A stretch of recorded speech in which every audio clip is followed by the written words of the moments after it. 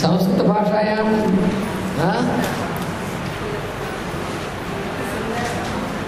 संस्कृतभाषा अतिसुन्दरमेव। संस्कृतभाषायां वक्तुं सर्वे समर्थाः भवन्ति इति अतः एव महोदयस्य आगमनं तत्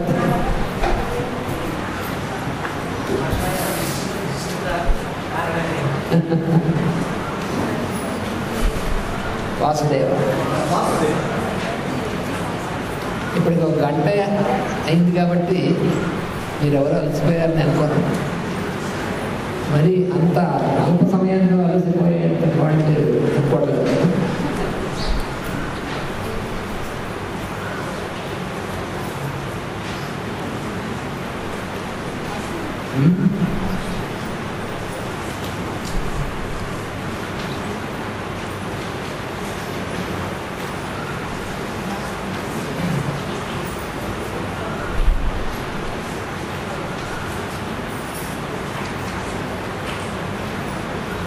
అటెండెన్స్ రిజిస్టర్ రెడీ అయిందా?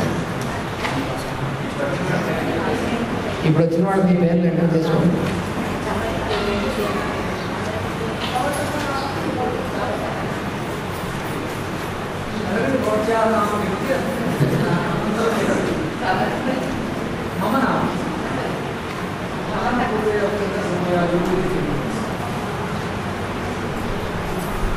నాహం మన్యే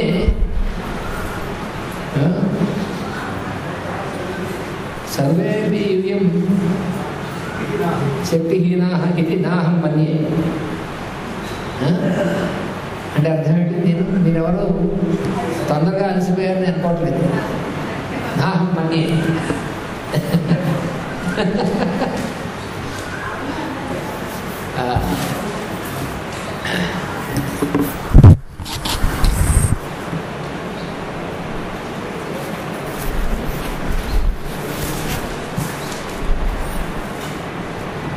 ఇప్పుడు మనకి ఇప్పటి నుంచి 11:15 దాకా ఆరోగ్య శాస్త్రం అనేటువంటి విషయం గురించి మనం అధ్యయనం చేసుకుంటాం.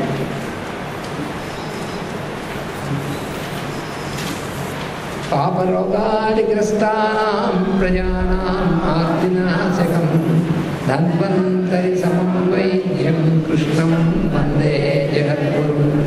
ఓమస్మద్గురుభ్యో నమః. మనకి మాస్టర్ గారు పదే పదే చెప్పింది ఏంటంటే ఆరోగ్య శాస్త్రం అధ్యయనం చేయాలి కానీ రోగశాస్త్రం కాదు. ఇప్పుడు ఎక్కువగా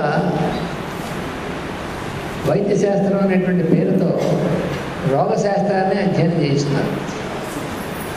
రోగాల స్వరూప స్వభావాలు ఏమిటి అని, రోగాల పేర్లు, రోగాల గురించి. కానీ మాస్టర్ గారు ఏం చెప్పారంటే ఆరోగ్యం అంటే ఏమిటో తెలుసుకోండి. మనకి ప్రాచీనమైనటువంటి ఋషులు ఎవరైతే ఉన్నారో వారందరూ కూడా మనకి ఆరోగ్య శాస్త్రం గురించి చెప్పారు. అసలు రోగం ఎందుకు రావాలి అన్నారు ఋషులు. అతి ప్రాచీనమైనటువంటి ఆరోగ్య శాస్త్రం, అతి ప్రాచీనమైనటువంటి ఆరోగ్య శాస్త్రం ఆయుర్వేద శాస్త్రం. మనం ఎంత అదృష్టవంతులం అంటే మనం ఎక్కడి నుంచి అయితే, ఏ భూమి నుంచి అయితే ఆయుర్వేదం అనబడేటువంటి ఆరోగ్య శాస్త్రం ఉద్భవించి భూమిని నలువైపులకు వ్యాపించిందో అటువంటి భూమిలోనే మనం జన్మించడం అనేటువంటి జరిగింది.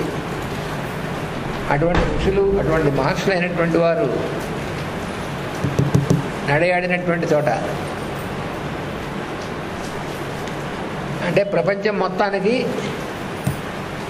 ఆరోగ్యం అనేటువంటి విషయాన్ని, శరీర తత్వాన్ని, మన ప్రాణశక్తి అనేటువంటి విషయాన్ని, వీటన్నిటినీ కూడా మనకు వివరించి చెప్పగలిగినటువంటి శాస్త్రము అది ఆయుర్వేదం అంటారు. ఆయుర్వేదము ఎందుకన్నారు అంటే వేదము అనేటువంటి పదం మనందరికీ తెలుసు. అయితే వేదము అనేటువంటి పదం తెలుసు. వేదం అని ఎందుకన్నారంటే విద్య అనేటువంటి పదం, వేదం అనేటువంటిది,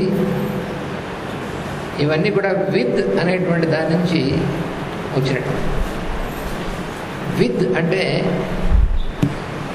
తెలియుట.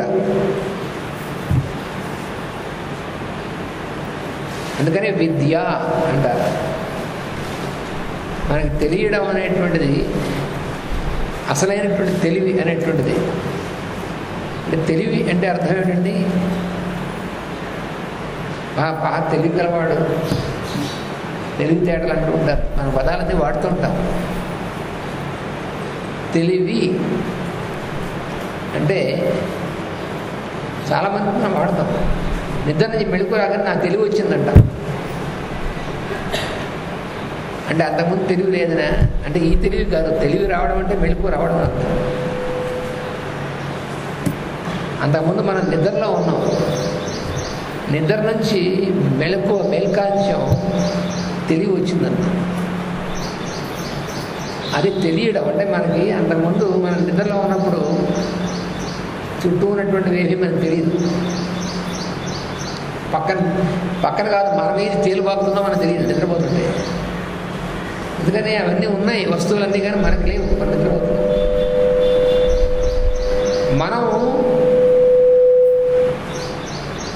మనం నిద్ర నుంచి మెళుకు వచ్చినప్పుడు అవన్నీ ఉన్నాయి మనకి. కాబట్టి తెలివి అంటే తెలియడం అన్నమాట. తెలివిడి ఇవన్నీ ఉన్నట్లుగా మనకి తెలియడం. అది విత్ అంటే ఆ తెలియడం అన్నమాట. అలాగ ఉన్నట్లుగా మనకి తెలియజేసేటువంటిది ఏదైతే ఉందో అది విద్య. వేదము అంటే దేని ద్వారా అయితే మనకి అన్నీ తెలియడం జరుగుతుందో మనకు తెలియజేసేటువంటిది, మనకి తెలియుట అనేటువంటిది మనకు కలగజేసేటువంటిది ఏదైతే ఉందో అది వేదం. మనం ఎవరమో కూడా మనకు తెలియదు. మనం మామూలుగా నేను ఎవరినంటే మనం కనబడుతున్నటువంటి రూపం, ఇది ఆకారం ఇది చూసి ఇదే అనుకుంటాం. కానీ కనబడనటువంటిది ఎక్కువ ఉంది. ఈ కంటికి కనబడనటువంటిది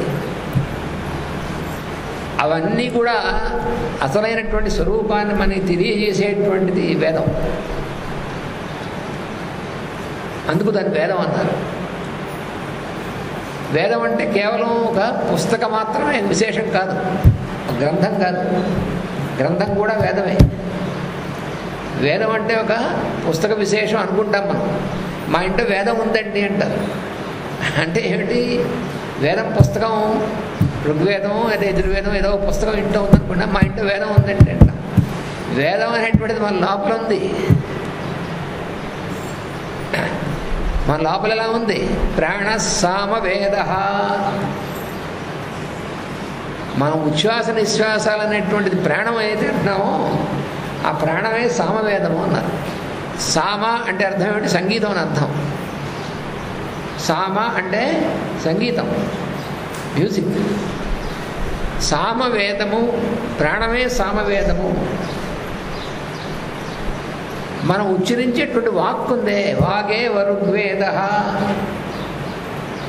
వాక్కు ఋగ్వేదం. ఋక్ అంటే ఉచ్చారణ అర్థం. మనం ఏదైనా సరే ఉచ్చరించాలంటే ఆ ఉచ్చరింపబడేటువంటి విధానం ఉంది లోపల, ఉచ్చరించడానికి కావాల్సినటువంటిది. అలా ఉచ్చరింపబడేటువంటి విధానం వాక్కు అంటారు. ఆ వాకే ఋగ్వేదం. వాగేవ ఋగ్వేద, ప్రాణ సామవేద, మనో యజుర్వేద. యజుర్వేదం అంటే మనస్సు. మనస్సు అనేటువంటిది యజుర్వేదం అన్నారు. ఎందుకన్నారు అని అంటే మొత్తం ప్రణాళిక అంతా కూడా, ప్లాన్ అంతా కూడా మనస్సులో ఉంటుంది. అందువలన యజుర్వేదం అనేటువంటిది దానికన్నారు. ఇది మనకి ప్రాచీనమైనటువంటి ఋషులందరూ వాళ్ళు చెప్పినటువంటిది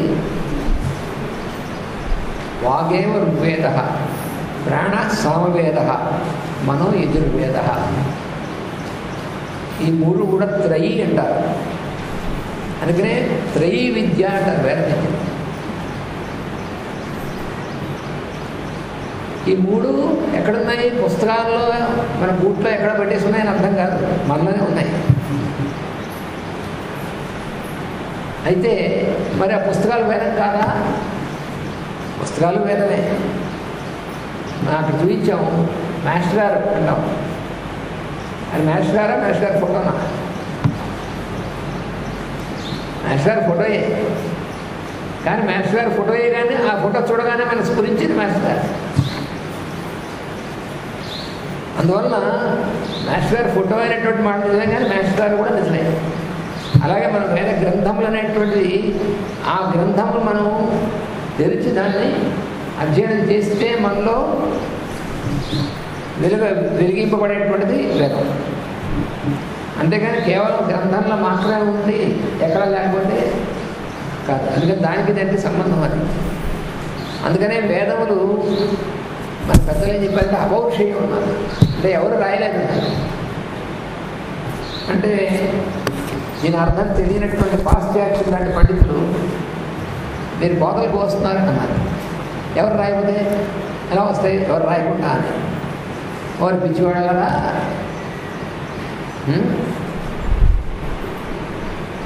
ఇప్పుడు ఆకాశం తూర్పు సూర్యుడు ఉదయించాడు, మిట్ట మధ్యాహ్నం పైకి వచ్చాడు, సాయంత్రం మళ్ళీ పడమటికి వెళ్ళాడు.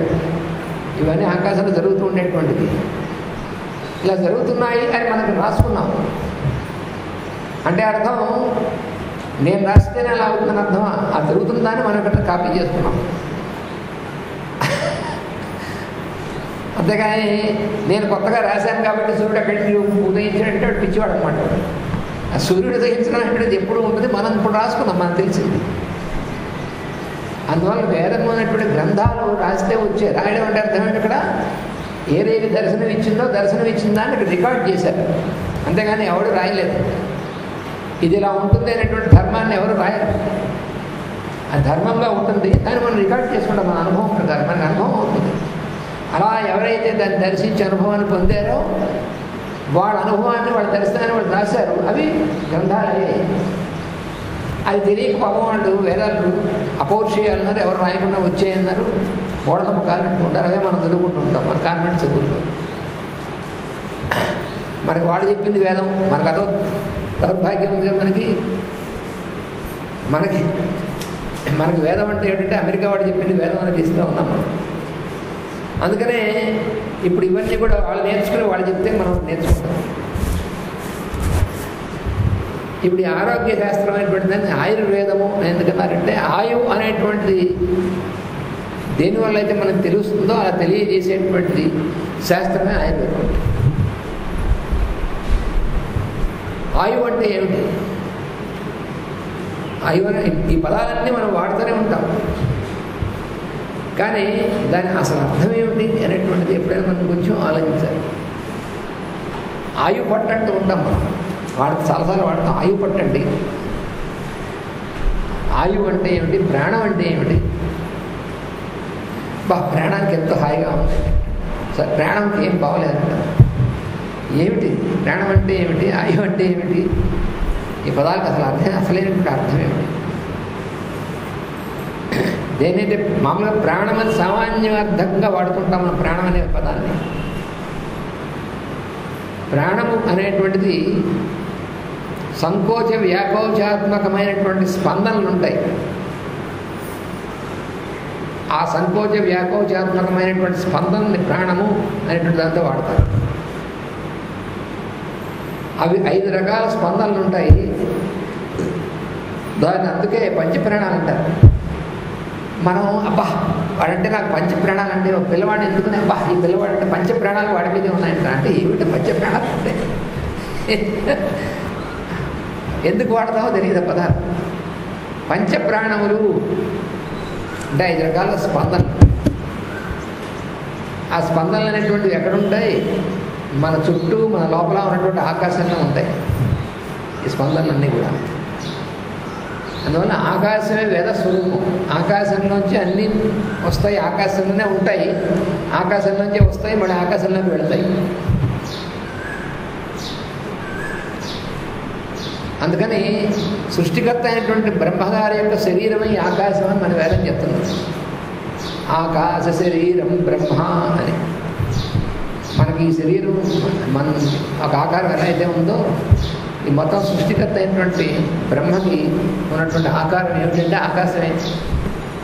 ఆకాశం ఆకారం ఏమిటండి అనిపిస్తుంది, అందులోనే ఉన్నాయండి. ఈ ఆకాశంలో ఉండేటువంటి స్పందనలే మనలో కూడా పనిచేస్తాయి. ఎందుకంటే మనం ఆకాశంలో ఉన్నాం కాబట్టి. అంటే మొట్టమొదటిలో కొంచెం మనకు కొంచెం అనిపిస్తుంది, దేవుడి ఆశ్చర్యంగా ఉంటుంది. మనం ఎక్కడున్నాం? వయం పుత్ర వసామహ అంటే మనం ఏదో ప్రార్థన ఏ వసామహ, ఇప్పుడు ప్రస్తుతం ఇందులో ఉన్నాము. ప్రార్థనా మందిరే ఉపవిశామహ అంటాం. ప్రార్థనా మందిరంలో కూర్చుంటున్నాం. ప్రార్థనా మందిరం ఎక్కడుంది అంటే అదేమిటండి శ్రీశైలం ఎక్కడుంది? భారతదేశం ఎక్కడుంది? భూమి మీద ఉంది. మరి ఎందుకంటే భూమి ఎక్కడుంది? ఆకాశంలో. అక్కడికి వెళ్ళాలి. ఎక్కడ ప్రారంభించినా మనం ఎక్కడి నుంచి వచ్చామో ఆకాశం నుంచి వచ్చాము, ఆకాశంలోనే ఉన్నాము. ఆకాశం నుంచి తప్పించుకోలేము మనం, ఎందుకంటే మన లోపల ఉంది ఆకాశమే, మన బయట ఉంది ఆకాశమే, మన లోపల ఉంది ఆకాశమే. అందుకని ఆకాశంలో ఉన్నటువంటి స్పందనలు ఉన్నాయి. అయితే ఇవన్నీ సైంటిఫిక్గా లేవంటాడు, ఎందుకని ఇంగ్లీష్లో చెప్పట్లేదు కాబట్టి. ఇప్పుడు మన ఇంగ్లీష్ చదువులు తెలియనటువంటి వాళ్ళు ఏమంటారంటే మీరు ఎంత చెప్పినా ఇది సైంటిఫిక్గా లేదు, ఎందుకంటే ఇంగ్లీష్లో చెప్పలేదు. సంస్కృతంలో ఏవైతే ఉన్నాయో వాటినే మళ్ళీ ఇంగ్లీష్లో చెప్పుకోవచ్చు. అది దానికి దీనికి రిలేషన్షిప్ చేతగానటువంటి వాడికి ఎందుకని వీటిని ఏమంటారంటే పల్సేషన్స్ అంటారు. స్పందనలు అంటే ఇవన్నీ కూడా పల్సేషన్స్. 5 types ఆఫ్ పల్సేషన్స్ అంటారు. 5 రకాలైనటువంటి ప్రాణ స్పందనలు అంటారు. వాటి పేర్లు ఏమిటి? ప్రాణ మొట్టమొదటి దాన్ని, ఈ 5 రకాలలో మొట్టమొదటి దాన్ని ప్రాణం అంటారు.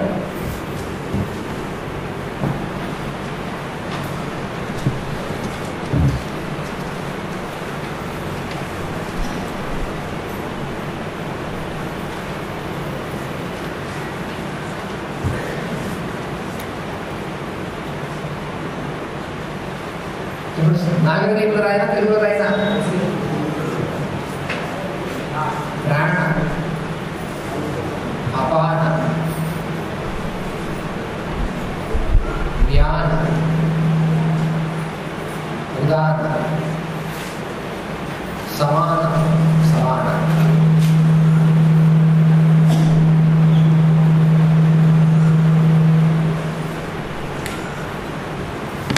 ప్రాణం అనేటువంటిది మొదటి స్పందన.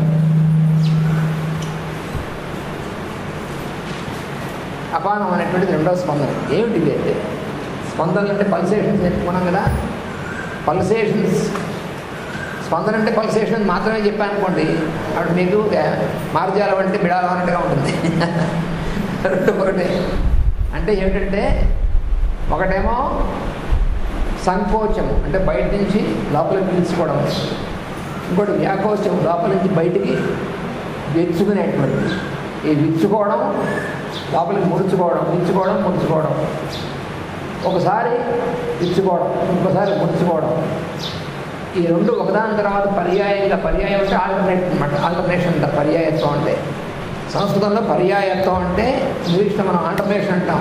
ఒకదాని తర్వాత ఒకటి వరుసగా అనమాట. అలాగా ఒకసారి విచ్చుకోవడం, ఒకసారి ముడుచుకోవడం. ఈ లక్షణం ఆకాశంలో ఉంది. ఈ ప్రాణ అనేటువంటి స్పందనం ఏదైతే ఉందో అది బయట నుంచి లోపలికి ఇలాగా తీసుకోవడం అన్నమాట. దాన్ని స్పందనాన్ని ప్రాణం అంటారు. దీన్ని సైంటిఫిక్ టర్మ్స్లో ఏమన్నారంటే సెంట్రిపిటల్ పల్సేషన్ అంటారు. ఇంగ్లీష్లో చెప్పాలంటే సెంట్రిపిటల్ పల్సేషన్ అంటే సెంటర్ అంటే కేంద్రం. కేంద్రం అంటే ఏదైతే అన్నిటికీ మధ్యలో ఉంటుంది దాన్ని కేంద్రం అంటాం.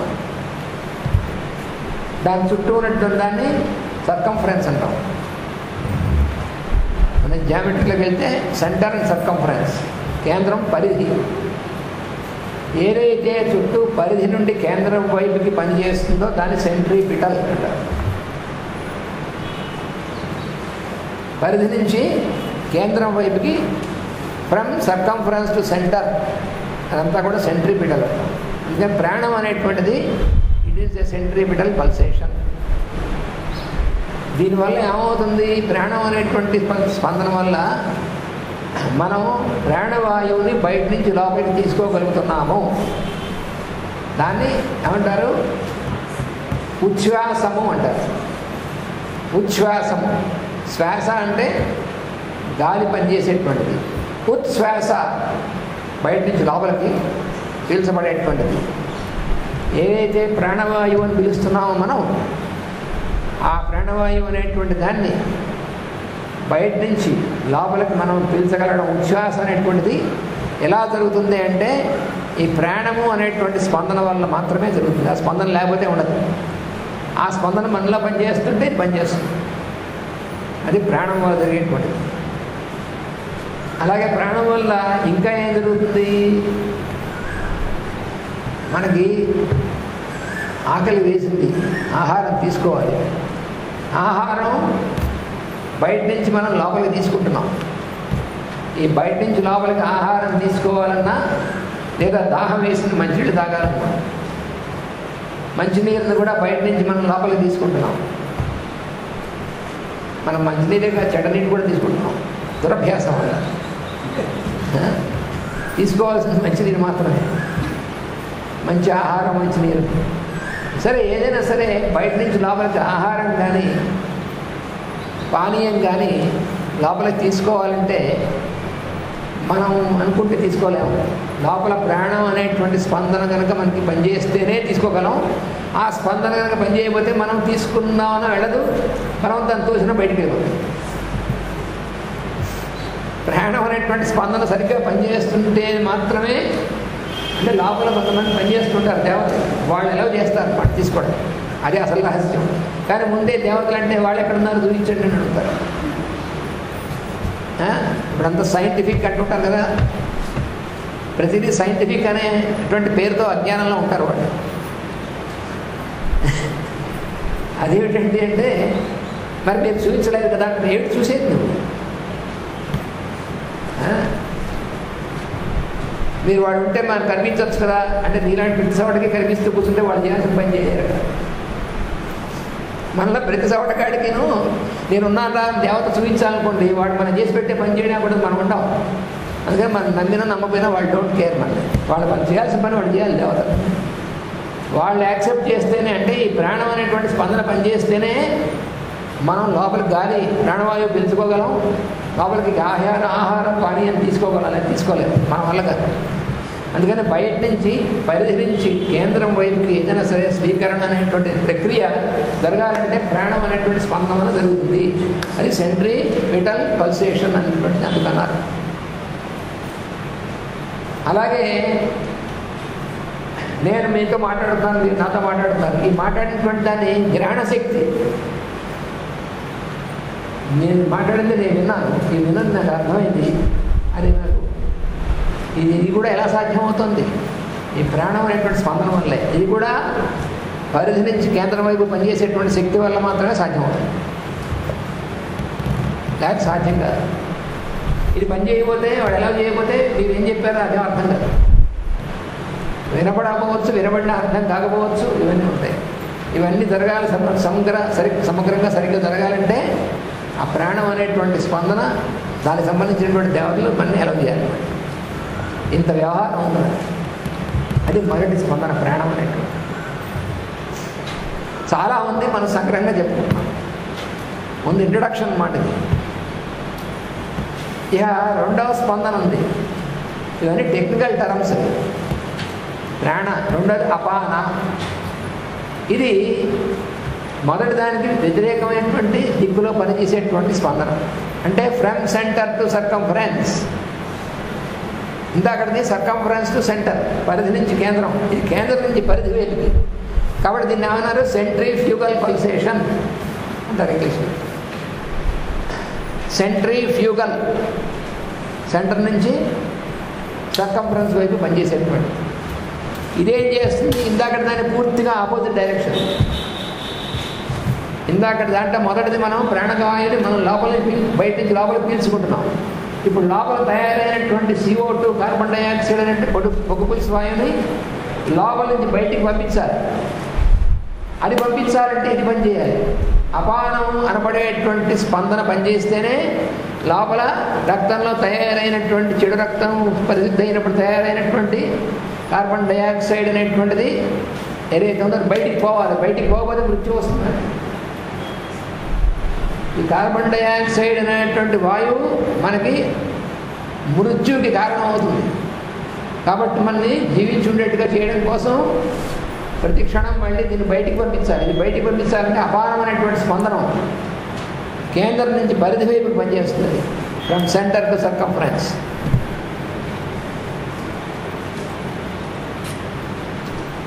ఈ ప్రాణ అపానములు ఒకదాని తర్వాత ఒకటి పనిచేస్తూ ఉండడం వల్ల ప్రాణవాయువు లోపల తీసుకోవడం, మళ్ళీ పొగపులుసు వాయువు బయటకు వదలడం అనేటువంటిది ఈ పని చేస్తూ ఉంటాయి. ఈ పని చేయడం అనేటువంటిది దేవతలు చేయిస్తున్నారంటే మనం ఒప్పుకోం. అందుకని మనం జరుగుతున్నటువంటిది అమెరికా ఇది కదా, అందుకని ఒప్పుకోం. మరి వాళ్ళు కాబట్టి ఎవరు చేస్తున్నారట? నువ్వు చేస్తున్నావా? ఒక 10 నిమిషాల పాటు నీ ప్రాణవాయువు నువ్వు పిలిచి నీ పొగపులుసు వాయువు నువ్వు వదిలి చూడు. 10 నిమిషాలు అక్కలే, 1 నిమిషం చాలు. మనం ఎందుకు వైగిరాం? అందుకని మనం చేస్తలేదు, వాళ్ళు చేస్తారు మన కోసం. అప్పుడు కూడా మనకు అనుమానం వస్తుంది, వాళ్ళు ఎందుకు చేస్తారు, వాళ్ళకేం ప్రయోజనం? వాళ్ళకి ఏం ప్రయోజనం అంటే మనలాగే చోటలా ఉండేవాళ్ళు. వాళ్ళకి ఏ ప్రయోజనంతో సంబంధం లేదు. సృష్టిలో వాళ్ళ పని వాళ్ళు చేస్తున్నారు, వాళ్ళు సంతోషంగా చేస్తున్నారు మన కోసం. మనం గుర్తుపెట్టుకున్నా పెట్టుకోమైనా చేస్తున్నారు. అందువల్ల సెంట్రిఫ్యూగల్ పల్సేషన్ అనేటువంటి దాన్ని అపానము అనేటువంటి టెక్నికల్ టర్మ్ ఇది సంస్కృతం. అలాగే మనం తీసుకున్నటువంటి ఆహారం పానీయాదులు అవి మనకు కావాల్సినంత వరకు శరీరానికి తీసుకున్న తర్వాత స్వీకరించిన తర్వాత అక్కర్లేనటువంటి దాన్ని లోపల ఉండనీయకుండా బయటికి పంపించేటువంటి ప్రక్రియ ఉంది. ఎక్స్క్రీషన్ అంటారు. అది బయటికి పంపించడం, స్వేదము బలమూత్రాదులు మొదలైనటువంటి విధంగా బయటికి పంపించడం అనేటువంటిది ఇది దేనివల్ల జరుగుతుంది? ఇది కూడా అపానం అనేటువంటి స్పందన వల్ల జరుగుతుంది. అందుకని ఇది కూడా సెంట్రిఫ్యూగల్ యాక్టివిటీ, లోపల నుంచి బయటికి జరిగేటువంటి.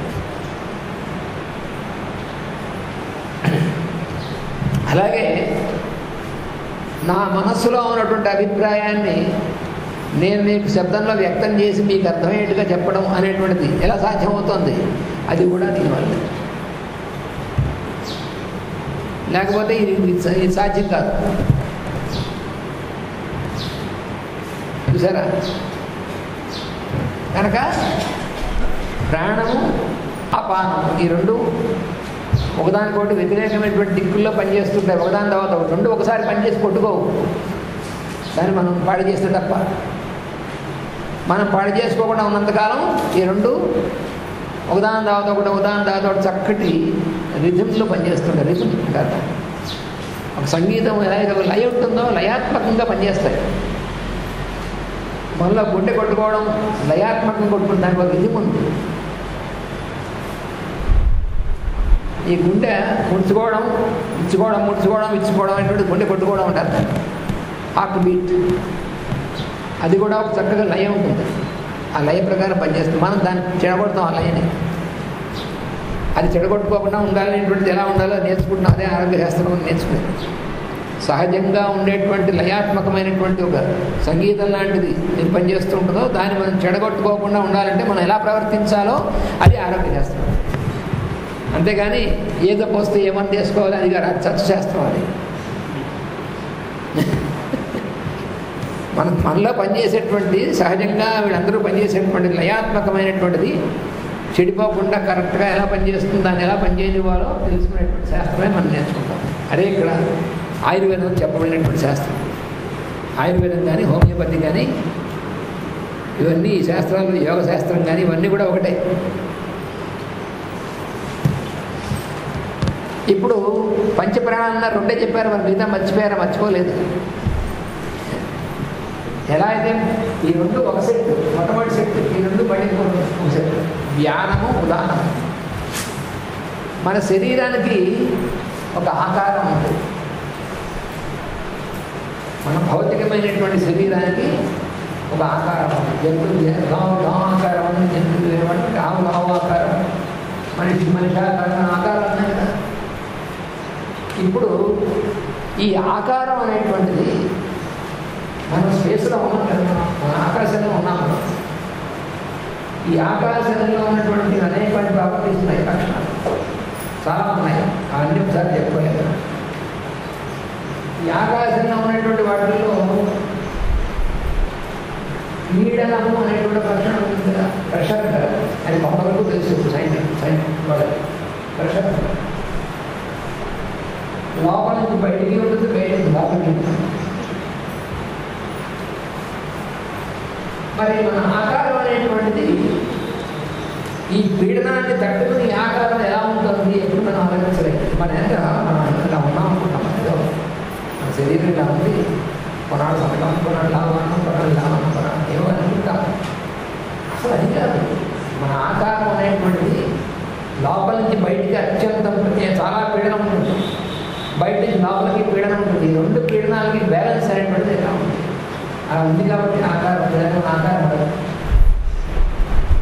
బయట నుంచి లోపలికి ఉన్నటువంటి పీడనం మాత్రమే ఉందనుకోండి, అసలు మన శరీరం ఎలా పడేస్తుంది. మన శరీరం మొత్తం దాన్ని పడేసి మనోశుద్ధి ఆకారం ముద్దయిపోతుంది. లేదా లోపల నుంచి బయటికి పనిచేసేటువంటి పీడనం మాత్రమే ఉందనుకోండి, బెలూన్లాగా ఊపిరి అయిపోతుంది. ఈ ముందు దొరకకుండా ఈ ధ్యాన ఉదాహరణలు అనేటువంటిది, ఈ ధ్యానం అనేటువంటిది బయట నుంచి లోపలికి పనిచేసేటువంటి పొందడం. ఇది కూడా మరొక సెంట్రిపిటల్ పల్సేషన్. ధ్యానం అనేటువంటి బయట నుంచి లోపలికి నొక్కి పెట్టేటువంటి విధంగా పనిచేస్తుంది. ఉదాహరణ అనేటువంటిది దీనికి ఆపోజిట్ పనిచేసేటువంటి, లోపల నుంచి బయటికి ఒత్తిడి గురించి పనిచేసేటువంటి ఉదాహరణ. ఎందుకంటే ధ్యానం ఉదాహరణ.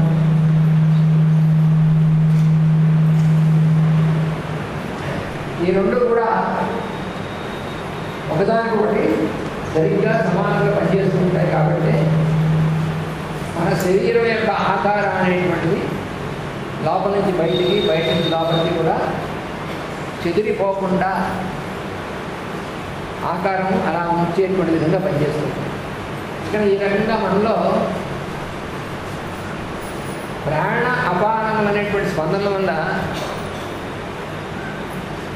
ప్రాణాపానములు, ధ్యాన ఉదాహరణలు అనేటువంటివి రెండు సెట్లుగా మనం పనిచేస్తున్నాయి. మరి ఐదవది ఏమిటంటే దాని పేరులోనే ఉంది సమానము. మానం అంటే కొలత. సమానము కొలతలతో కూడినటువంటిది. ఏమిటి కొలతలు? ప్రాణానికి అపానానికి మనకి సామ్యం ఎలా ఉండాలి, ధ్యానానికి ఉదాహరణకి సామ్యం ఎలా ఉండాలి, ఈ సామ్య స్థితిలో బ్యాలెన్స్ ఈక్విలిబ్రియం అనేటువంటిది అంటారు సరే, అలా ఈక్విలిబ్రియంలో ఉంచేటువంటి దానికోసం పనిచేసేటువంటిది ఈ ఐదవది. అలాగే ఈ 5 రకాలైనటువంటి పల్సేషన్స్ ఏవైతే ఉన్నాయో వీటిని టెక్నికల్గా పంచప్రాణం అంటారు. 5 పల్సేషన్స్, 5 వైటల్ పల్సేషన్స్, అది పంచప్రాణం అంటే. ఇవి ఆకాశంలో ఉన్నటువంటి శక్తుల వల్ల పనిచేస్తాయి. మనం ఆకాశంలో భాగమే. మన శరీరంలో ప్రతి అణువు, ప్రతి పరమాణువులోనూ ఆకాశం ఉంది. ఆకాశం లేనటువంటిది ఎక్కడా ఉండదు. ఎందువలన మనం ఆకాశంలో ఉన్నాం. దీనికి మన మాస్టర్ గారు అద్భుతమైనటువంటి ఉదాహరణ చెప్పారు మనకు అర్థం అవడానికి. ఈ హాల్ కట్టకముందు ఇక్కడ ఏముందండి? చోటే ఉంది. ఈ హాల్ కట్టాక హాల్లో కూడా చోటు ఉంది. ఇప్పుడు హాల్లో చోటు ఎందుకుంది అంటే సమాధానం ఏంటి? చోట్లో హాల్ కట్టారు కాబట్టి అని సమాధానం. అది మాస్టర్ గారు చెప్పింది. మనలో ఆకాశం ఎందుకుంది అంటే ఆకాశంలో మనం ఉన్నాం కాబట్టి. ఆ ఆకాశమే పరబ్రహ్మము, పరమాత్మ అంటారు, ఆయన స్వరూపం అని. అందుకని అంతర్యామి అనడానికి కారణం అది. ఆకాశంలోనే ఉన్నాం మనం. మన సూర్యుడు, మన సౌర కుటుంబం మొత్తం కొన్ని వేల కోట్ల సౌర కుటుంబాలు ఇవన్నీ ఆకాశంలోనే ఉన్నాయి. ఆకాశంలోనే ఉంటాయి, ఆకాశంలోనే పెరుగుతాయి. వాటి స్పాన్ వరకు ఆకాశంలోనే వర్తిస్తే ఆకాశంలోనే మళ్ళీ లోపలికి వెళ్ళిపోతాయి. జరిగే మొత్తం బ్యాక్గ్రౌండ్ అంతా ఆకాశమే, అల్టిమేట్ అనమాట ఆకాశం అనేటువంటిది. మరి ఇప్పుడు జరుగుతుందంతా కూడా ఆకాశమే. మరి ధ్వని తరంగాలు ఇవన్నీ ఆకాశంలోనే, మరి మీడియా అంతా ఆకాశమే కదా. అందుకని ఆకాశాన్ని మించినటువంటిది అవతరం కూడా కనపడదు. ఇప్పుడు మన శరీరం అనేటువంటిది ఈ ఆకాశం అనేటువంటి దాంట్లో మనకు ఉపనిషత్తు ఏం చెప్తుందంటే, మధ్యలో ఉపనిషత్తు ఏమిటంటే ఆరోగ్య శాస్త్రం చెప్తాను అంటే ఎక్కడి నుంచి అటు ఇటు పోతున్నారా అనుకుంటారేమో. ఈ శాస్త్రం, ఆరోగ్య శాస్త్రం అనేటువంటిది వీటన్నిటి యొక్క సమాహారమైనటువంటి శాస్త్రం. అమ్మ మీరు కూడా కుర్చీలో కూర్చోండి, కింద కూర్చోలేకపోతే. ఇక్కడ కుర్చీ ఉందండి, ఇక్కడ కుర్చీ ఉందండి, కూర్చోండి. అలా సమాహారమైనటువంటిది. అలాగా ఉపనిషత్తులు ఏం చెప్పారంటే, మన లోపల మన మొత్తానికి కేంద్రం అంటామే అంటే హృదయం, హార్ట్ సెంటర్ అంటారు. ఈ హార్ట్ లోపల ఏముంది అంటే, మీరు మామూలుగా సర్జన్ వాళ్ళని అడిగారంటే వాళ్ళు ఏవో చెప్తారు, వాడు భాగాలు చెప్తారు, కానీ ఆ భాగాల లోపల ఏముందో చెప్పలేదు మళ్ళీ. ఎందుకంటే వాళ్ళు భౌతికంగా కంటికి కనబడేటువంటి మాత్రం అంతవరకు చెప్తారు. దాని లోపల కనబడినటువంటిది ఏదుందో వాళ్ళది అంటే తెలుసుకుందామని ప్రయత్నించారు కాబట్టి అని. దాని లోపల ఏముంది అంటే ఆకాశం ఉంది. స ఏషో అంతర్హృదయ ఆకాశ అని తైత్తిరీయోపనిషత్తు చెప్పారు. అంతర్హృదయాకాశము, దాన్నే దహరాకాశము అంటారు టెక్నికల్గా. దహరాకాశం అంటే మన హృదయం లోపల ఉన్నటువంటి స్పేస్ అన్నమాట. పరమాత్మ యొక్క శక్తి మనలో అక్కడి నుంచి పనిచేస్తుంది. అందుకనే మీరు చూడండి, ఏం చదువుకున్న వాళ్ళు తెలియని వాళ్ళు ఎవరైనా సరే నేను అనగానే ఇక్కడ చూపిస్తాం మనం. అంతేగాని నేనని ఇక్కడ చూపిస్తాం ఎవరు? ఏమండి, ఆటోమేటిక్గా నేను అనగానే ఎక్కడ చూపిస్తాను? నేను, నాది, నేను. ఇక్కడ చూపించాలి నేను, ఇక్కడెక్కడ నేను అంటా ఎక్కడ ఎవరు అనరు. వాడు చదువుకోక్కర్లేదు, వాడు డిగ్రీలు ఉండక్కర్లేదు, చదువుకోక్కర్లేదు, వాడు అమెరికా వెళ్ళి రాక్కర్లేదు, ఏం అవసరం లేదు.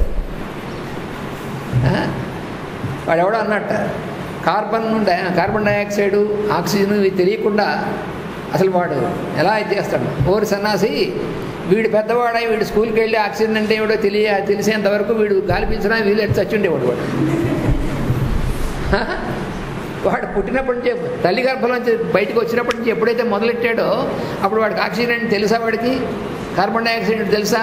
కార్బన్ డైఆక్సైడ్ బయటకు వదలాలి, ఆక్సిజన్ లోపల పీల్చాలని తెలుసా? మరి తెలియపోయినప్పటికీ జరుగుతుంది ఏమిటి అంటే, లోపల తెలిసిన వాడు ఉన్నాడా లేదా? అందుకని ఎక్కడుండే చూయించంటే కళ్ళు తెలిస్తే కనబడుతుంది లోపల ఉన్నారా లేదో.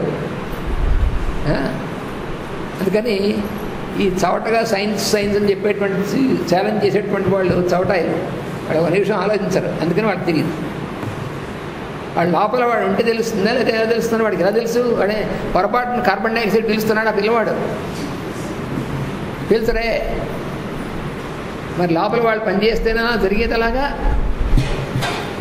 అందువల్ల ఆ లోపల ఉన్నటువంటిది ఆకాశం ఏదైతే ఉందో అది కేంద్రం మనలో కూడా, అక్కడి నుంచి ఇవన్నీ పనిచేస్తుంది. ఇప్పుడు ఇవన్నీ కూడా ఒక బ్యాలెన్స్, ఒక ప్లాన్ అనేటువంటి దాని ప్రకారం లోపల పనిచేస్తుంది. ఇప్పుడు ఇవన్నీ సహజంగా పనిచేస్తున్నటువంటి స్థితి, ఐడియల్గా సహజంగా పనిచేసేటువంటి స్థితి ఏదైతే ఉందో దాన్ని ఆరోగ్యము అని అంటారు. అసలు నిజానికి దానికి ఒక పదం ఉంది, టెక్నికల్ పదం. అంటే మనకు కొన్ని టెక్నికల్ టర్మ్స్, అసలైనటువంటి టెక్నికల్ టర్మ్స్ తెలుసుకోవాలి.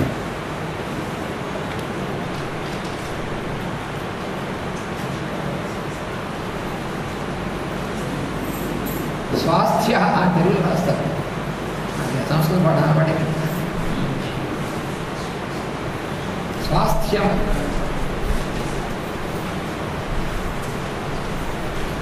దీని మూలం స్వస్థ.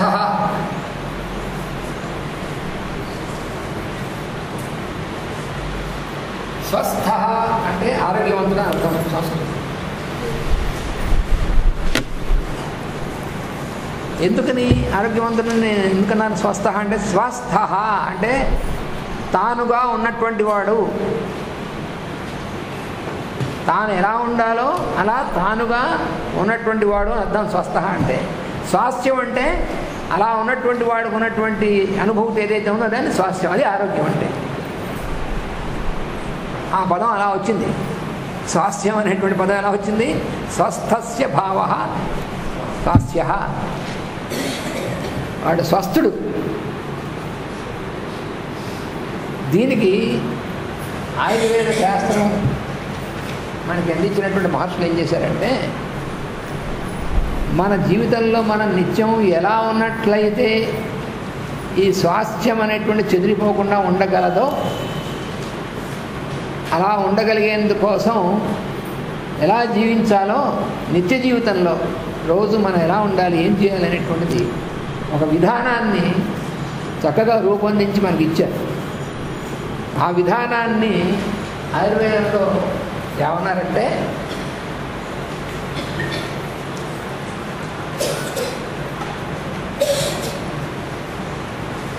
స్వస్థ వృత్తము.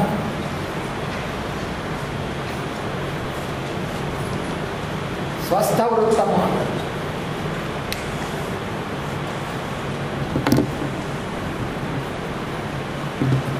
అంటే స్వస్థుడైనటువంటి వాడు అవలంబించేటువంటి విధానము అని అర్థం.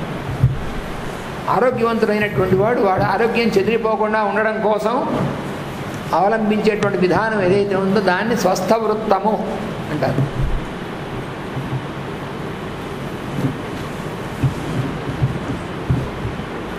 ఇది అనాది కాలం నుంచి దర్శించి ఇచ్చారు ఋషులు. అయితే ప్రస్తుతం భారతీయులు తప్ప మిగతా దేశాల వాళ్ళు ఈ శాస్త్రం అన్నిటికంటే సనాతనమైంది అని వాళ్ళు ఒప్పుకుంటారు, భారతీయులు ఒప్పుకోరు. అది వచ్చిన పని. మన దేశంలో వాళ్ళు ఎక్కువ ఒప్పుకోరు. ఎందుకంటే మన దేశంలో ఆయుర్వేదం అంటే ఏదో నాటు వైద్యం లాంటిది. ఏదో వాడు ఏదో నూరు ఇచ్చాడు నాటు వైద్యం చేశారంటారు, నేటివ్ మంది ఇచ్చారంటూ ఉంటారు, నాటు వైద్యం అంటూ ఉంటారు. ఆయుర్వేదానికి దానికి తేడా తెలియదు. ఆ స్థితిలో ఉన్నాం భారతీయులు. అందుకని మనం ఆయుర్వేదం నేర్చుకోవాలంటే జర్మనీకో వెళ్ళి నేర్చుకోవాల్సి వస్తుంది. అంతే. మరి సంస్కృతం సమాధులు గారు లాంటి వాళ్ళు సంస్కృతం నేర్చుకోలేదు అనుకోండి. మనం 50 సంవత్సరాల తర్వాత మనం సంస్కృతం నేర్చుకోవాలంటే, ఇప్పుడు మనం ఏదో ఎంఎస్ చేయాలంటే యూఎస్కి వెళ్తారు చూసారా, అలాగే సంస్కృతం నేర్చుకోవాలంటే మన అమెరికాకో జర్మనీకో ఫ్రాన్స్కో వెళ్ళి నేర్చుకోవాల్సి వస్తుంది. అలాంటి స్థితి రాకుండా ఉండాలనే ప్రయత్నం మనం చేస్తున్నటువంటి. వాళ్ళందరూ ఇక్కడ నేర్చుకుని వెళ్ళి వాళ్ళు బాగా నేర్చుకుని బాగా ఏం చేస్తున్నారు. సంస్కృతంలో మాట్లాడగలిగినటువంటి వాళ్ళు నేను అనేక దేశాలు చూశాను. అలా చెప్పాను అనుకోండి, వీడేదో కొత్తగా వస్తున్నాడు అనుకుంటారు, నమ్మరు. ఎందుకనంటే మనమే మాట్లాడటం లేదు, భారతీయులు అయిన ఉంటే వాళ్ళు ఎలా మాట్లాడతారని మన ఉద్దేశం. అంటే అది పెద్ద క్వాలిఫికేషన్ లాగా. సంస్కృతం రాకపోవడం పెద్ద క్వాలిఫికేషన్ మనకి ఇప్పుడు. అందుకని మనం భారతీయులు ఏంటంటే మనకే రాలేదు, వాళ్ళకి ఎలా వచ్చు అని మనం నమ్మం. కానీ వాళ్ళకే బాగా అవ్వచ్చు అనేటువంటిది సత్యం. ఇది నేను ప్రత్యక్షంగా అనుభవించినాను కాబట్టి మీకు చెప్పగలను. సరే, అది వేరే సంగతిలో ఉంచుతాం. కాబట్టి ఇప్పుడు ఈ స్వాస్థ్యము, స్వస్థ వృత్తము అనేటువంటిది ఏదైతే ఉందో దానికి మాస్టర్ గారు ఏం చేశారంటే, మాస్టర్ గారు ఇవన్నీ చాలా సంవత్సరాలు వాళ్ళకి టీచ్ చేశారు ఇంగ్లీష్లో. అందుకని మాస్టర్ గారు దానికి ఏమన్నారంటే సైంటిఫిక్ ప్రొసీజర్ స్వస్థవృత్తం అంటే ఇంగ్లీష్లో మనకు మాస్టర్ ఇచ్చినటువంటిది అంటే a scientific procedure to keep the health in proper condition అన్నారు. అది స్వస్థవృత్తం అంటే. మనకి ఈ ఆయుర్వేదం అనేటువంటిది జీవన విధానం అసలు మొట్టమొదటి నుంచి ఉన్నటువంటిది. భారతదేశం చాలా, అసలు మీకు ఇంకొక విషయం చెప్తే ఆశ్చర్యపోతారు. మానవ జాతి అనేటువంటిది ఎక్కడి నుంచి ఉద్భవించి భూమి మీద అన్ని చోట్ల అన్ని ఖండాలకు వ్యాపించింది అని ఎవరైనా ప్రశ్న వేశారనుకోండి,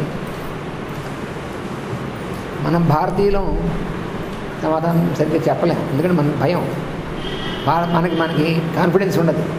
కానీ సైంటిఫిక్గా భారతీయులు కానటువంటి సైంటిస్టులు రీసెర్చ్ చేసి ప్రూవ్ చేసినటువంటి విషయం ఏంటంటే, అందులో రష్యన్ సైంటిస్టులు పెద్ద గ్రూపు చాలా సంవత్సరాలు వాళ్ళు అన్ని విధాలా రీసెర్చ్ చేసి వాళ్ళు నిర్ధారణ చేసినటువంటిది ఏమిటంటే, మానవ జాతి భారతదేశంలో హిమాలయాల్లో బలానా చోట నుంచి ఉద్భవించింది, అక్కడి నుంచే బలాన వైపు నుంచి బలాన విధంగా వ్యాపించింది, దానికి రుజువులు ఇవి, తార్కాణాలు ఇవన్నీ చూపించారు వాళ్ళు.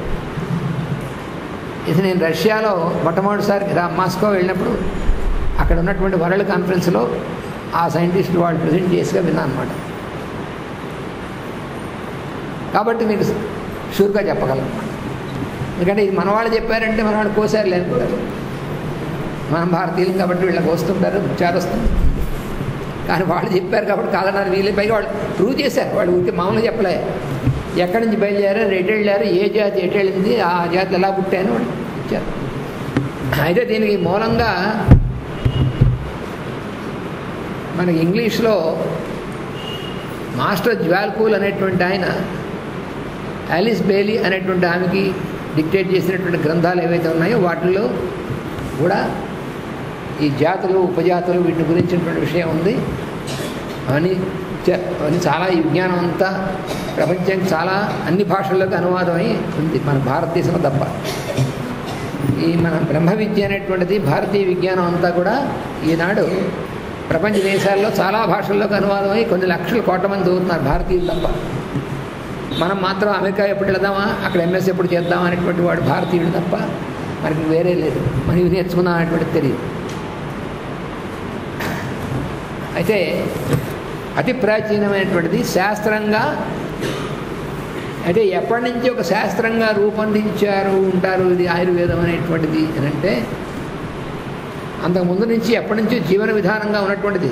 దాన్ని ఒక శాస్త్రంగా రూపొందిద్దాం అని ఆలోచించి సుమారు ఒక 50,000 సంవత్సరాల ముందు ఈ ఋషులందరూ ఒక చోట సమావేశమై దీన్ని ఒక శాస్త్రంగా చేయాలని అప్పటి నుంచి ఇచ్చారు. అందులో భరద్వాజ మహర్షి అనేటువంటి ఆయన తపస్సు చేసి ఈ ఆయుర్వేదం అనేటువంటిది శాస్త్రం విధంగా దాన్ని, ఆయనకి ఇంద్రరుద్రుడు అనేటువంటి ఆయన ఉపాసన చేశాడు. ఆయన చేసి ఆ ఉపాసన వల్ల శాస్త్రం అనేటువంటి దీన్ని దర్శించి ఆ విధానాన్ని ఉపయోగించి 100 సంవత్సరాలు జీవితాన్ని మళ్ళీ మరి 100 సంవత్సరాలు మరి 100 సంవత్సరాలు కూడా అలాగా చేసి అలాగా చాలామంది శిష్యులు తయారు చేశాడు. ఆయన శిష్యులు చాలామంది మహర్షులైనటువంటి వాళ్ళు, వాళ్ళందరూ ఆయుర్వేదం శాస్త్రాన్ని అధ్యయనం చేసినటువంటి వాళ్ళు. అలాగే అప్పుడు మనం పరిపాలించేటువంటి పరిపాలకులైనటువంటి వాళ్ళు కూడా ఆయుర్వేద శాస్త్రాన్ని బాగా అధ్యయనం చేసినటువంటి వాళ్ళు ఇలా ఉన్నారు. ఇది హిస్టరీ ఆఫ్ ఆయుర్వేదాన్ని ఎప్పుడైనా మనం చెప్పుకున్న తర్వాత ఇప్పుడు మనకు కావాల్సింది ఏంటంటే అటువంటి ఋషులు ఇచ్చినటువంటి మూల గ్రంథాలు ఉన్నాయి. అటువంటి వాటిలో చాలా ప్రసిద్ధమైనటువంటివి చరక సంహిత, సుశ్రుత సంహిత, కాశ్యప సంహిత అని పేర్లు ఉన్నటువంటివి. ఇవి ఒరిజినల్గా సంస్కృత భాషలో యాజ్ ఇట్ ఈజ్గా ఉన్నటువంటి గ్రంథాలు జాగ్రత్తగా ప్రిజర్వ్ చేయబడినటువంటిది జర్మనీలో ఉన్నాయి, ఇంగ్లాండ్లో ఉన్నాయి.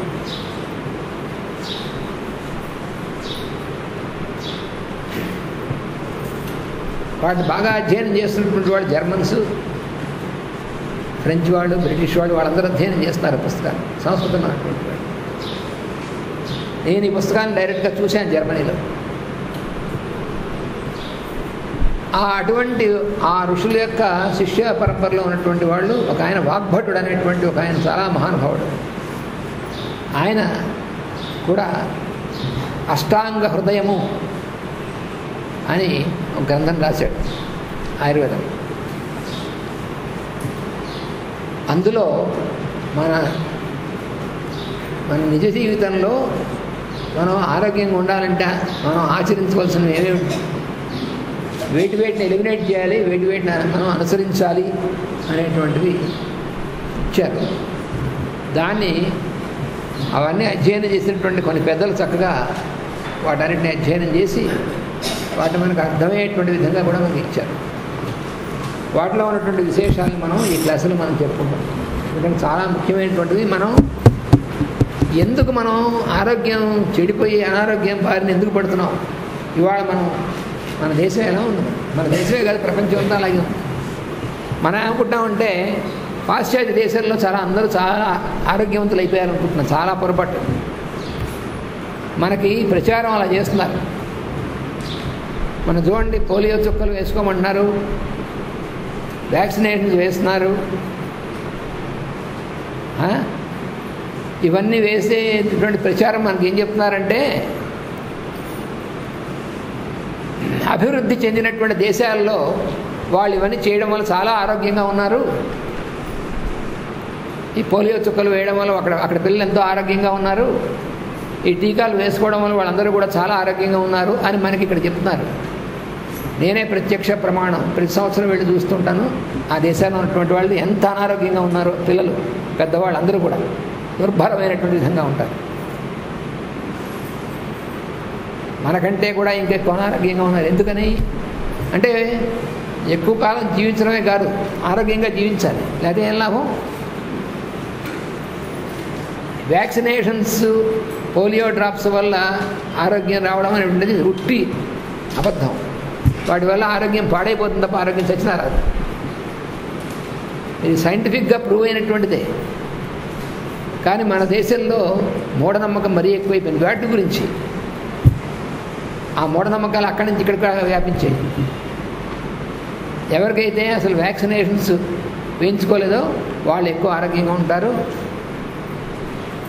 పోలియో డ్రాప్స్, వ్యాక్సినేషన్స్ అవన్నీ వేసినటువంటి వాళ్ళకి అనారోగ్యాలు ఎక్కువ వస్తాయి.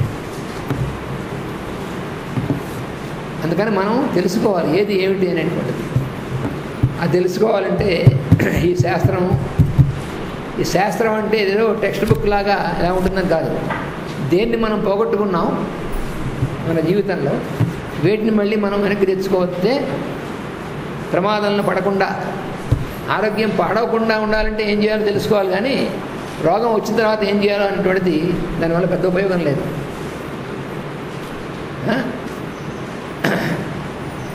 అందుకని కొన్ని చాలా అద్భుతం అంటే ఏం లేదు, మనకు తెలిసిన విషయాలే కానీ మనం మర్చిపోయినటువంటి ఆ విషయాల్ని కొన్ని మనం తెలుసుకున్నాం. మన డైలీ లైఫ్లో దేన్ని మనం ఎందుకు పాడు చేసుకున్నాం, ఏమైంది అనేటువంటిది మన నిజ జీవితంలో ముఖ్యమైనటువంటి అంశాల్లో అన్నిటికంటే ముఖ్యమైనటువంటి అంశం ఏమిటండి? ఆహారం. తప్పులేదు. ఎందుకంటే ఆహార శుద్ధౌ సత్వశుద్ధి. మనం తీసుకున్నటువంటి ఆహార పానీయాదులు ఏవైతే ఉన్నాయో అవి శుద్ధిగా ఉంటే తప్ప మనకి ఆరోగ్యం అనేటువంటిది సరిగ్గా ఉండదు. ఎందుకని దీనికి కారణం అన్నిటికీ సైంటిఫిక్గా చెప్పుకోవాలి మనం. ఏమిటి దీని సైంటిఫిక్ బ్యాక్గ్రౌండ్? మనం తీసుకున్నటువంటి ప్రతి ఆహారము, ప్రతి పానీయము, దాని యొక్క ప్రభావం మన శరీరంలో ఎన్నాడు ఉంటుందో తెలుసునా అండి? చెప్పండి చూద్దాం. 27 రోజులు పూర్తిగా ఉంటుంది. పూర్తిగా దీని యొక్క ప్రభావం మన శరీరం నుంచి పోవాలంటే 28 రోజులు పడుతుంది. మనం ఈరోజు తిన్న ఆహారం దాని యొక్క ప్రభావం మన మీద, మన మనస్సు మీద కానీ, మన శరీరం కానీ, మన ప్రాణశక్తి మీద కానీ అది పూర్తిగా తొలగిపోవడం కోసం 28 రోజులు పడుతుంది. ఎందువలన, ఎవరు చెప్పాడు ఈ లెక్క? ఈ లెక్క ఎలాగా అంటే, మన చంద్రుడు మన భూమి చుట్టూగా, చంద్రుడు ఒక రౌండ్ తిరిగి రావాలంటే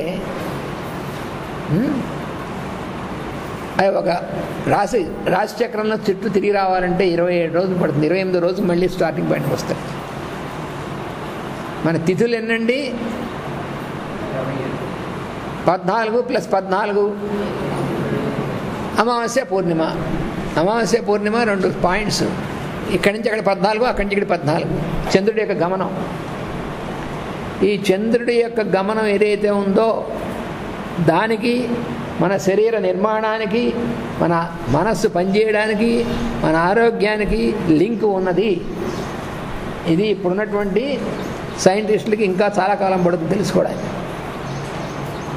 చంద్రుడికి మనకి సంబంధం ఏమిటనుకుంటారు? అదేమిటిది? అసలు చంద్రుడు లేకపోతే మన శరీరం నిర్మాణమే లేదు. సూర్యుడి నుంచి మనకు వచ్చేటువంటిది ప్రాణశక్తి. మన ఆత్మ సూర్యుడు. ఇగో ఆయనకి జ్యోతిష్శాస్త్రం క్లాసులో చెప్తారు. మన ఆత్మ సూర్యుడు, మనస్సు చంద్రుడు.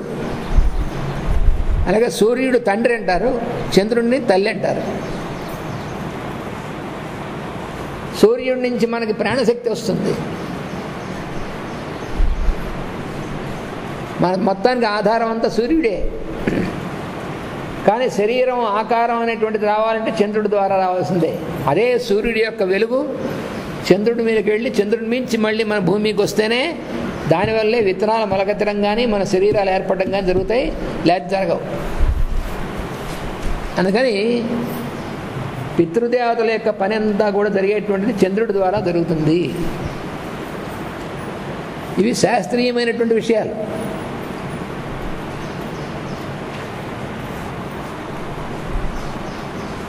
మన మనస్సు అనేటువంటిది చంద్రుడి యొక్క కళల మీద ఆధారపడి పనిచేస్తుంది. ఆ చంద్రుడి యొక్క కళలనే మనం తిథులు అంటాం. అందువలన మన ఆరోగ్యం అనేటువంటిది, శరీరం యొక్క ఆరోగ్యం, శరీరం యొక్క ఇదంతా కూడా దేని మీద ఆధారపడి ఉంటుందంటే మనలో పనిచేసేటువంటి ప్రాణశక్తి, అది సూర్యుడి నుంచి వచ్చేటువంటి శక్తిని, అలాగే మన మనస్సు అనేటువంటిది చంద్రుడి యొక్క ప్రభావం వల్ల పనిచేసేటువంటిది. ఈ 2 సూర్య చంద్రుల కారణంగానే మన ఉనికి సాధ్యం అవుతుంది.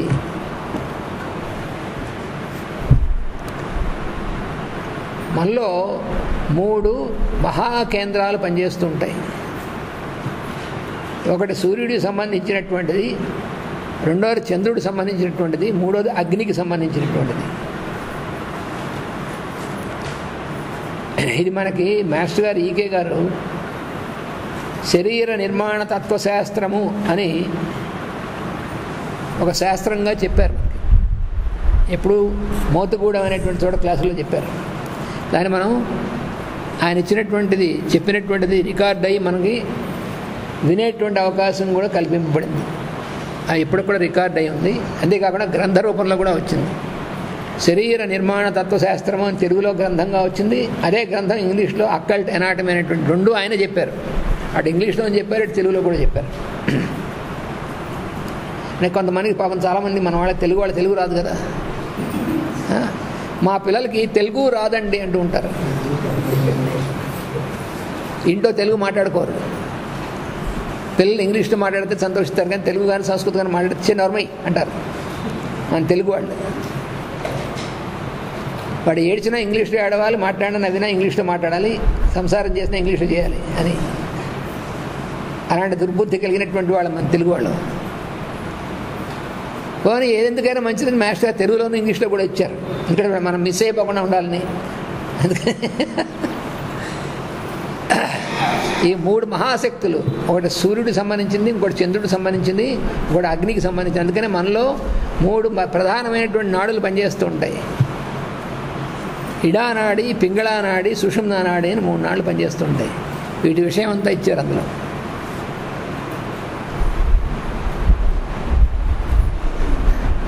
ఒకటి సూర్యనాడి, ఇంకోటి చంద్రనాడి, ఇంకోటి అగ్నినాడి.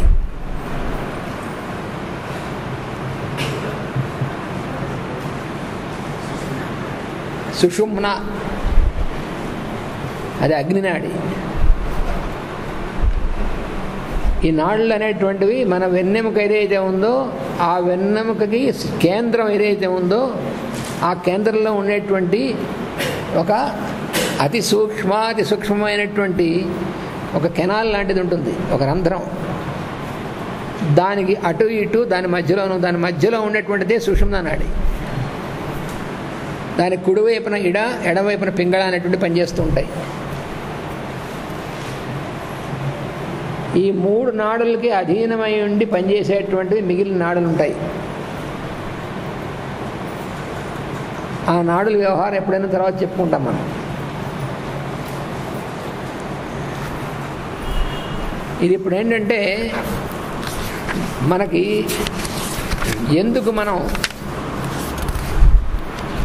అన్నిటికంటే ముఖ్యమైనటువంటిది ఆరోగ్యం.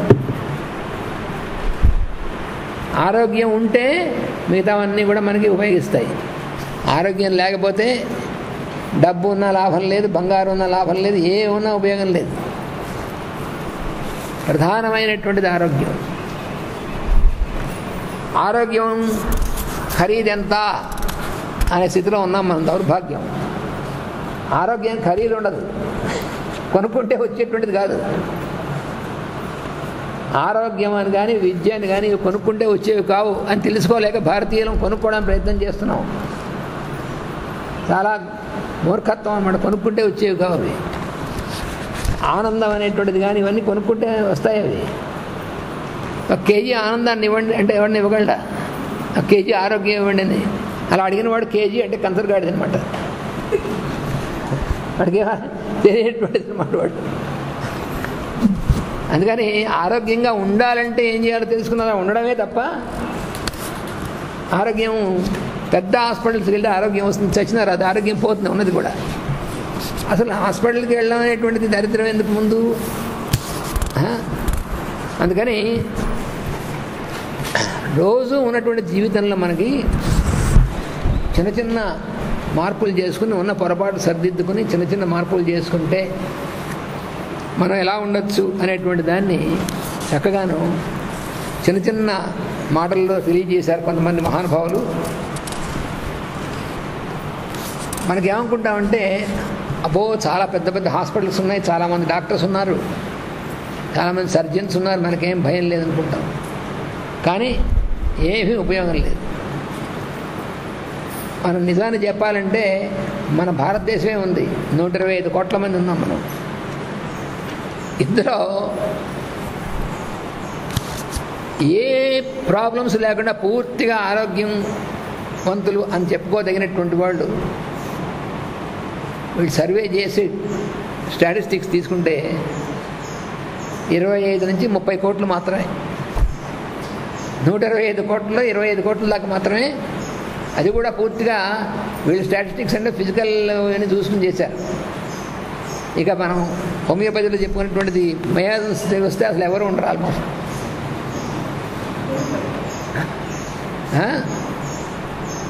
శారీరకంగాను మానసికంగాను పోనీ కొంతవరకు ఆరోగ్యం ఉన్నటువంటి వాడు మా అయితే ఒక 25 కోట్లు ఉంటారు. 125 కోట్లలో మిగతా 100 కోట్లు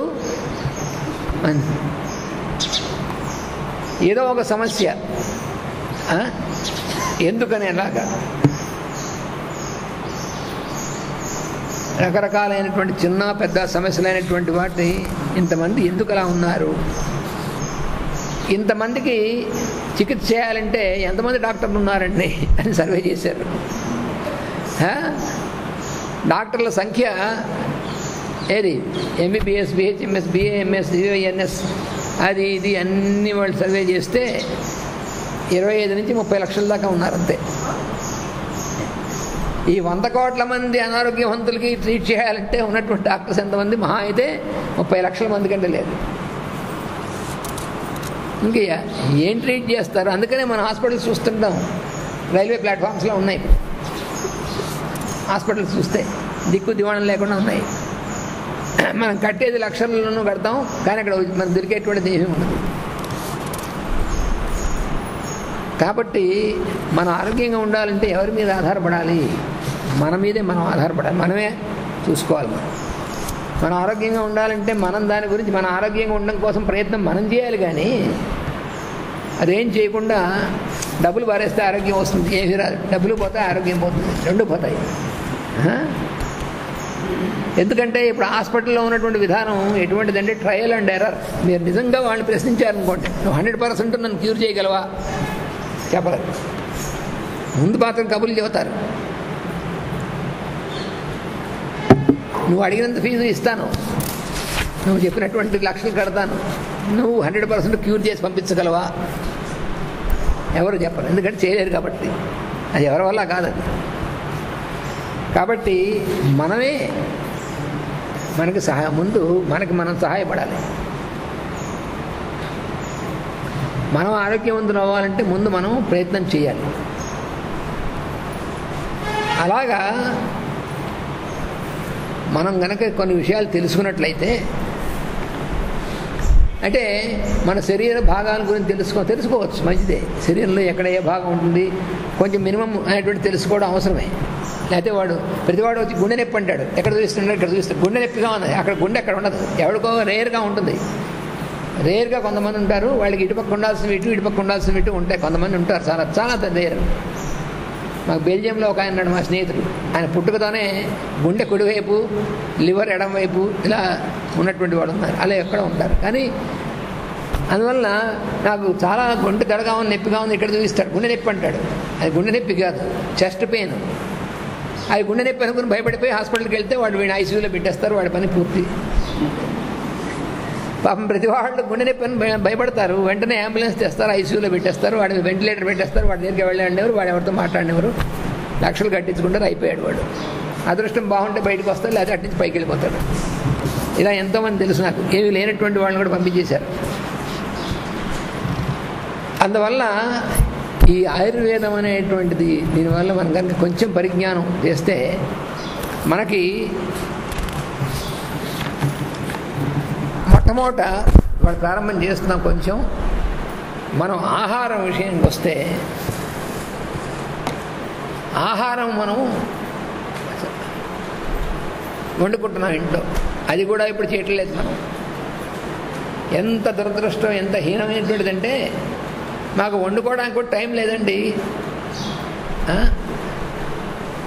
మరి చిన్న చిన్న ఊళ్ళో కూడా ఆహారం వండుకోవడానికి తీరిక లేదనేటువంటి పేరుతో బద్ధకం పడి సాయంత్రం అయ్యేప్పటికీ హోటల్కి వెళ్ళిపోవడం, లేకపోతే ఒక వారం రోజులు సరిపడా ఆహారం వండేసి చద్దిపెట్టలో పెట్టేసి దాన్ని రోజుకోసారి బయట తీసి మళ్ళీ వేడి చేసుకుని మళ్ళీ తిని అలా పడి ఉండడం, ఇది చేస్తున్నాం. లేకపోతే ఇప్పుడు పాయింట్లు వచ్చాయి, చాలా పాయింట్స్. ఏమిటి? Curry points, worry points. Curry points అన్నీ వర్రీ పాయింట్సే. ఖచ్చితంగా రోగం రాక తప్పదు. ఏమిటంటే మాకు తీరిక లేదు. అంత తీరిక లేకుండా మనం ఆహారం వండుకోవడానికి కూడా తీరిక లేకుండా ఉండేంత పని ఏం చేస్తున్నామంటే మనం, అంటే లోక సేవ చేస్తున్నాం మనం ఏమన్నా, లేదా రౌండ్ క్లాక్ ఉద్యోగం చేస్తున్నాం, ఏమీ లేదు. మనకేమిటంటే ఆ వంటిట్లో ఎక్కువసేపు ఉండకూడదు, ఎక్కువసేపు మనం ఏసీ ఉన్న చోట ఉండాలి, మనం టీవీ ఎదురుకుండా కూర్చొని ఉండాలి, అది కూడా కర్లకుండా రిమోట్ పెట్టుకుని ఉండాలి. అది మన జీవితం. అందుకని మనకి అనేకమైనటువంటి వాడి విధానాలు కనిపెట్టారు. ఏమిటంటే ఒకవేళ వండుకోవాల్సి వచ్చినా ఇలా పెడితే అలా 10 నిమిషాలు అయిపోయేటువంటిది వండుకోవడం. మీకు జాగ్రత్తగా గుర్తుపెట్టుకుంటే, మరి మీరు గుర్తుపెట్టుకున్నారు, మాకు మాత్రం గుర్తే. మా చిన్నప్పుడు మేము పెద్దవాళ్ళు అయిన తర్వాత కూడా కొన్నాళ్ళు మా ఇంట్లో మా అమ్మగారు కానీ, మా నాయనమ్మ గారు కానీ, అమ్మమ్మ గారు కానీ, అటువంటి వాళ్ళు కుంపటి మేము ఉండేవాళ్ళు. బొగ్గుల కుంపటి. అది అప్పటికికేనండి. అప్పుడు తెలియలేదా? చచ్చిపోయామా? అప్పుడెవరు ఉద్యోగాలు చేయలేదా? అప్పుడు చేసాము.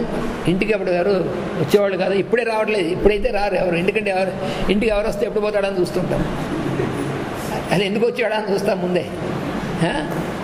ఎందుకంటే ఎవరైనా వచ్చాడంటే వాళ్ళకి ఏమైనా అందివ్వాలి. Time waste. అటు చూడడానికి వీలు లేకుండా టైం వేస్ట్ కదా. ఎంత వస్తే వాడు కూడా చచ్చినట్టు పడి ఉంటే చూడాల్సిందే. కానీ మనతో పాటు ఒక 7లా పడి ఉండాలి. కుర్చీలో చూస్తూ ఉండాలి కదలకుండా. అంతేగాని వాడు వచ్చి నువ్వు అది పెట్టు ఇది పెట్టు అంటే మనం ఎక్కడ తెస్తామండి అనుకుంటాం. అందుకని ఒకవేళ ఎవరైనా వస్తే చేసి పెట్టాలన్నా కూడా అలా పొయ్యి మీద పెడితే 10 నిమిషాలు అయిపోయేట్టుగా ఉండాలి. అందుకని మనకి ఇప్పుడు బొగ్గులు పొయ్యి పెట్టామని ఇవన్నీ కుదురుతుందా? పైగా దేంట్లో వండాలి, ఏ పాత్రలో వండాలి? ప్రెషర్ కుక్కర్తో వండాలి. అది మరి ఏంటంటే ఆహారం అనేటువంటిది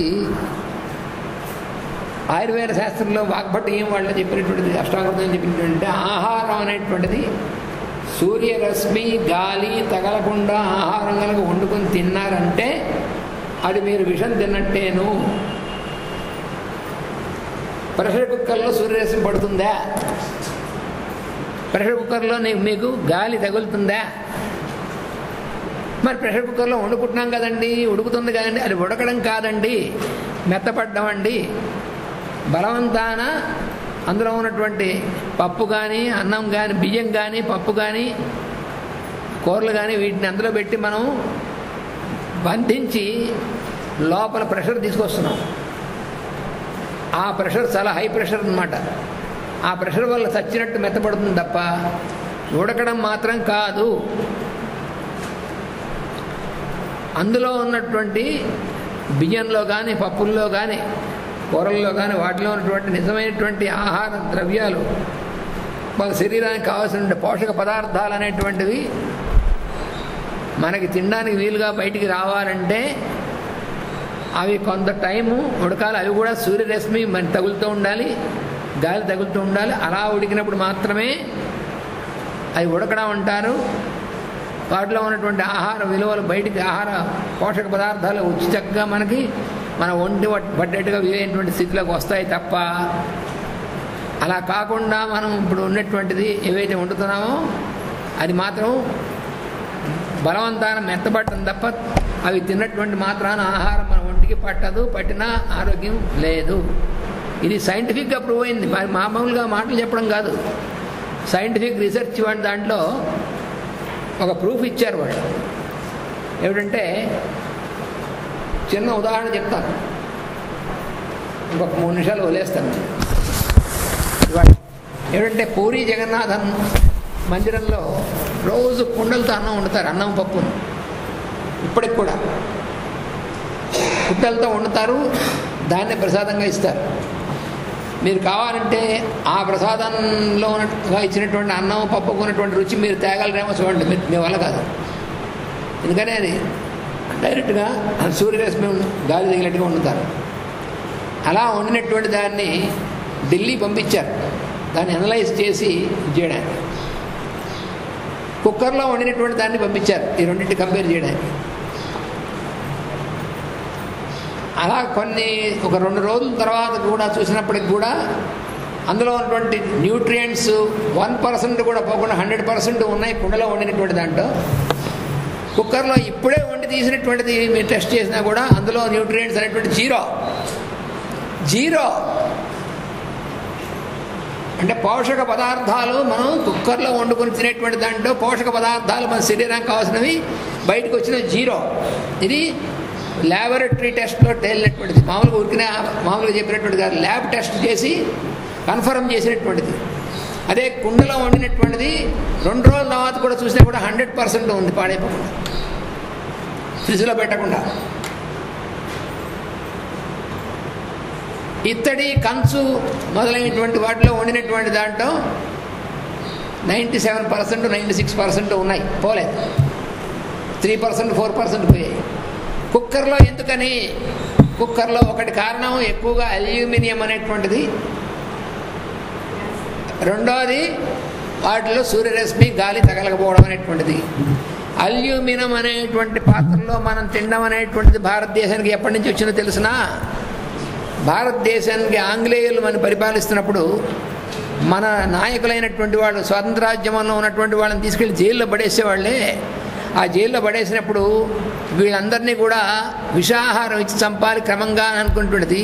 ఇది ఎలా చేయాలి? విషం పెడితే మళ్ళీ తెలుస్తుంది. అందుకని విషం పెట్టక్కర్లేకుండా ఆహారాన్ని విషంగా చేయడం అంటే అల్యూమినియం పాత్రలు భారతదేశం కోసం అప్పుడు దిగాయి. భారతదేశంలోకి అల్యూమినియం పాత్రలో వంట వండడం అనేటువంటిది జైల్లో ఉన్నటువంటి భారతీయుల కోసం వంట చేయడం కోసం తెప్పించారు. ఆ అల్యూమినియం అలా వచ్చింది. ఇప్పుడు అల్యూమినియం పాత్రలో వంటలు వండుకుంటున్నాం.